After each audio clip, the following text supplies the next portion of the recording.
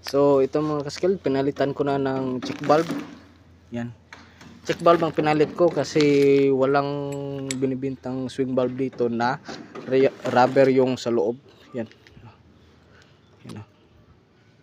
Kung merong swing valve na rubber sa loob, yun ang gagamitin ko. Pero wala eh. So swing valve na lang.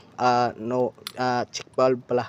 So yan, liktis natin sa mga joint niya. Ayan. Naka-on na yung pump ha. So yan, sa yun. Yan. Yan. Ito yung